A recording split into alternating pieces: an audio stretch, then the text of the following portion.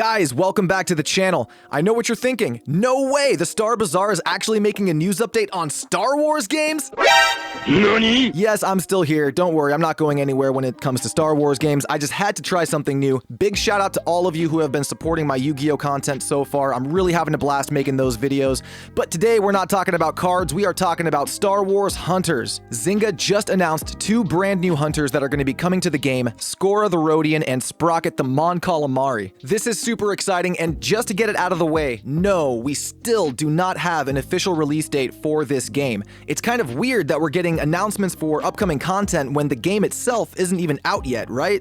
Well, I think there is a plan and a method to Zynga's madness. We're going to talk about it in today's video. If you guys are new to the channel and you want to stay in the loop with all Star Wars gaming news, hit that thumbs up button. Do it. And make sure you're subscribed and getting notified. We're going to have plenty of content on the way. So, just in case you've been living under a rock, Star Wars Hunters is an upcoming arena shooter. You can kind of think of it like Overwatch with a Star Wars skin. And Overwatch is actually kind of the topic of today's video, and the reason this is so important that they're announcing these two new heroes right now. So both Skora and Sprocket are new support hunters in Star Wars Hunters. And this is huge news because up until this point, the only support hunter in the game was Zaina. When you look at the entire roster, there are a total of 5 damage hunters, 2 tanks, and 1 support. That is some seriously off-kilter ratios there, so the support class definitely needed more hunters to fill in that role. And that's exactly what Skora and Sprocket are doing here. If you've played Overwatch, you might know where I'm going with this.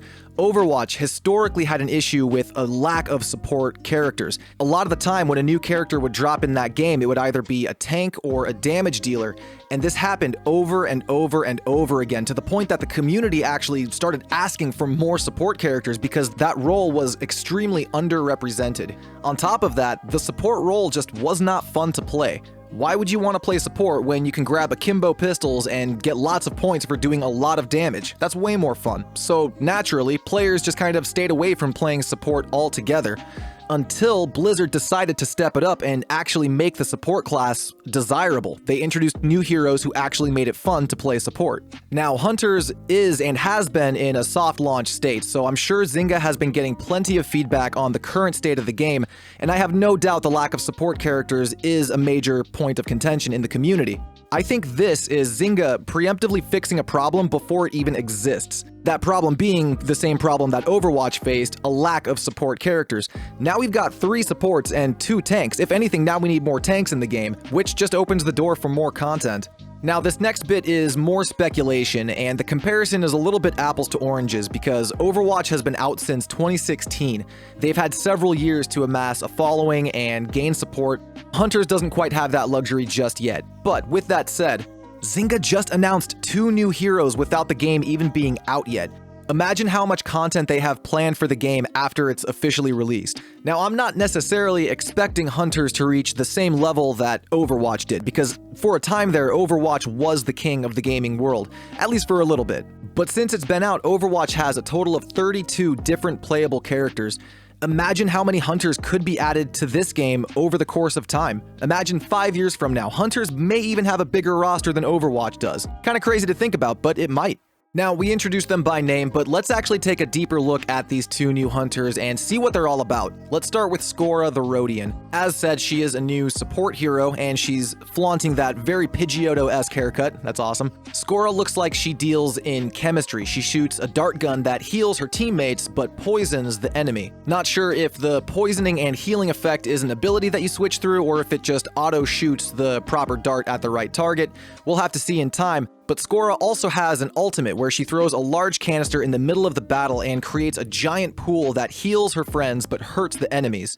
That actually sounds like it'll be a pretty overpowered ultimate. That's pretty much Zaina's back-to-bomb on ketamine. Then, of course, we've got Sprocket, who is, I guess, a tech genius whiz kid, and he's a huge fan of the actual Hunters of the Outer Rim event that were taking place in the game. He's like a super fan that actually made it into the big leagues. That's pretty cool. Sprocket is all about the tech. He's got a medical droid that he deploys to heal his teammates, and he also deploys a turret which targets and damages nearby enemies. Turrets are always scary. Anytime you can just throw something down and have it auto-lock onto the enemy is a force to be reckoned with, so I feel like Sprocket is actually going to be pretty strong for a support hero. And this goes back to exactly what I was talking about just a minute ago, how Blizzard, when it comes to Overwatch, they introduced a bunch of new support heroes who actually made the class fun. It took the support class to new heights, and I think that's exactly what Zynga and Natural Motion are doing here with Skora and Sprocket. They're preemptively fixing the problem before it even exists. Now, hopefully we can get some more tanks in there too to really round off the roster, but this is a really good start. Moving on from Hunters, in some other Star Wars gaming news, EA Star Wars tweeted out saying that the Old Republic is going to have a brand new CGI trailer premiere tomorrow at 8 a.m. If you've seen any of the other cinematic trailers for the Old Republic, I'm sure if you're a Star Wars fan you have at this point, then you know that this is going to be awesome. This trailer is for their upcoming expansion called Legacy of the Sith, which will be deploying on that same day. If you play the Old Republic, the servers will be down from 6 a.m. to 12 p.m. so that the team can go ahead and deploy that update, and there will also be a full list of patch notes on the website. I'll have a link down below in the description if you're interested in checking that out. But with that, that is all the news that we've got to go over today. Big thank you to everybody who stopped by the video. If you enjoyed today's update, be sure to give it a thumbs up. If not, give it a thumbs down.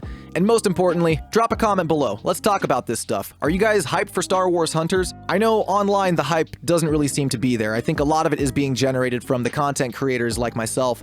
And I think a lot of that has to do with the fact that we still don't have a release date. Fingers crossed we get that information soon. But that's it from me. You guys have a great rest of your day, and I will see you in the next one. Peace!